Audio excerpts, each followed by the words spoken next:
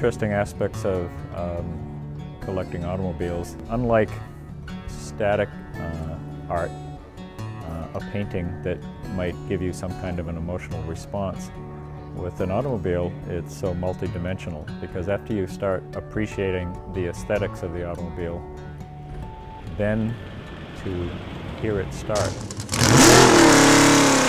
and hear it run and even smell it, and then if you're really lucky, getting a chance to sit in the seat and drive it and really experience the dynamism of the car and the driving. It hits so many different senses. It's really a phenomenal experience that starts on the surface and just gets deeper and deeper and deeper. When you ask most people about why they're in the collector hobby, and I even ask myself why I'm in that hobby, it really starts at a very early age. I can remember a 5-year-old kid driving in my father's Fiat, a car I wish I had today. It was a terrible car, but I wish I had it today. And it starts with something like that. You have a fascination for the technology, fascination for something that's a machine. It kind of fuels the passion down the road. In 6th grade, I made friends with a guy whose father had a 560 SL, and I fell in love with that car. And funny enough, my brother-in-law and I just bought a similar car, 560 SL, a year older. Got about 80,000 miles in it, put a little work into it, but that's what happens with some of those old cars. You have an experience with one, and then you go out looking for it, 20 years later when you can afford it. And you could talk to anybody here at Amelia Island, they've all got similar stories. We always seem to have a few old cars around our house. We had everything from a Spitfire to a Ranchero to a 68 Oldsmobile, and so we had typical American cars that you would think of, or in this case a British car with a Spitfire. That was my passion. My father definitely had a big effect on me in that regard.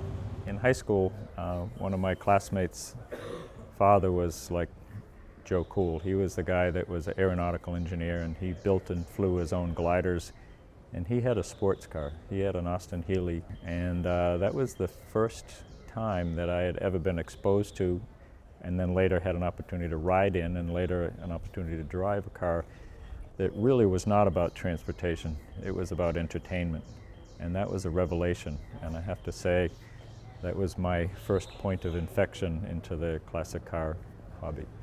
They all evoke tremendous emotion, but really the fantastic Art Deco cars. A friend of mine just bought a Delage D8, and to get in that car and actually ride in it, you just get instantly thrown back to pre-war days, and it's a whole different experience. When you're shifting gears, when you're behind that wheel and hear the sound of the engine rev up, it's truly just a full connection. And then to know that someone on a lot of these classic cars hand-built that car and spent thousands of hours into the design and the creation of it is just something unexplainable. To me, a car is much more than rubber and steel and leather. The backstory. It may be some engineering innovation, it may be some famous owner. I love to research the history of the cars, who owned them, what they did with them, gather photographs, talk to family members, and that completes the picture for me. So it really is about memory, nostalgia, reliving the past, bringing the hobby forward though through beautiful restorations, and also educating the public about what was in the past, what you could buy in the past and what you don't see so much of today.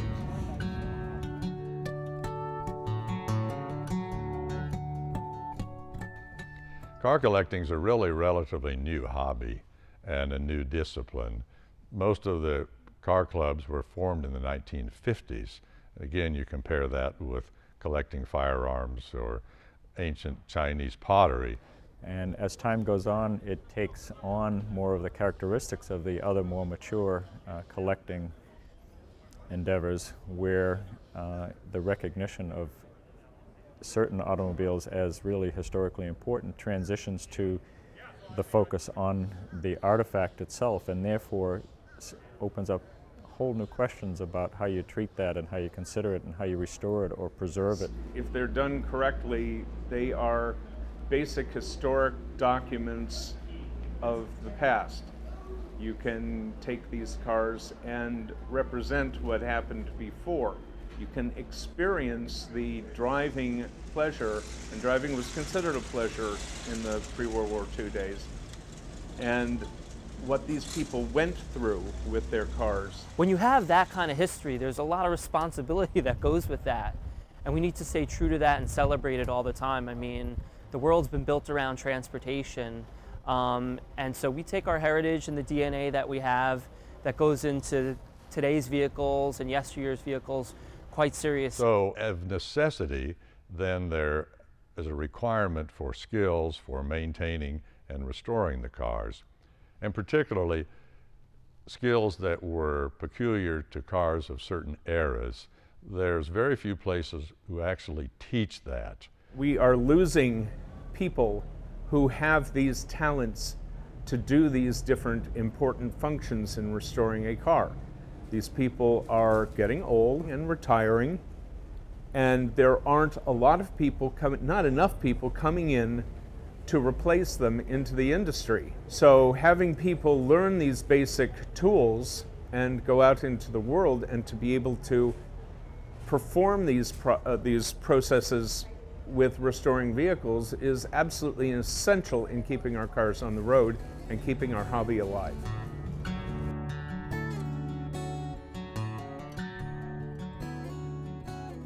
So going to a lot of these shows like Amelia Island, I run into passionate, older members of the community of classic car enthusiasts, and they always ask me, you know, what are the younger generation? What's going on? Are younger people going to continue to be able to work on my car? And is anybody interested in my, you know, Mercedes-Benz from the 1930s? So it's always an interesting question. I say, look, McPherson College is on it. They have a program, a great program, that is preparing younger people to get into the field and be leaders in the industry.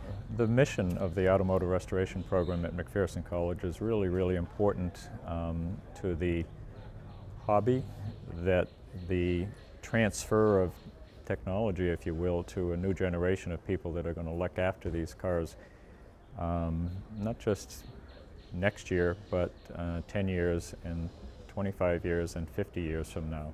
I manage the day-to-day restoration work and overseeing all the various projects that we have in the workshop. And really my experience at McPherson College prepared me, you know, every day for what was going to happen in the field and what I was going to be facing in my field. So I went into Mercedes-Benz as an entry-level technician, and the skills that I learned, everything from paint work, body work, interior, upholstery, mechanical, all those things are directly affecting my daily work and my job.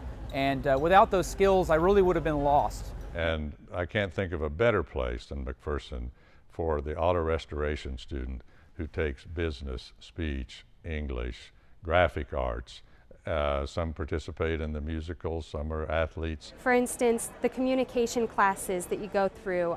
For myself, I took some graphic design classes.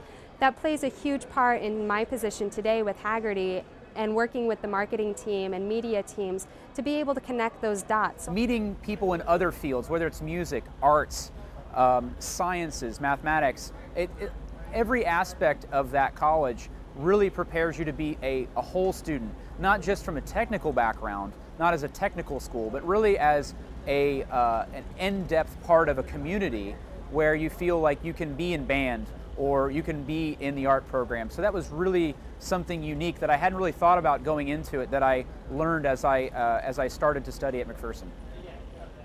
I've been fortunate enough as the owner of a restoration shop to hire four graduates from McPherson College, and they work in a variety of capacities within my business. These young people come in with a great commitment to the craft and the trade. The part I'm most proud is the students when they graduate. They're well-rounded, they've got great skills, and they've got a bright future.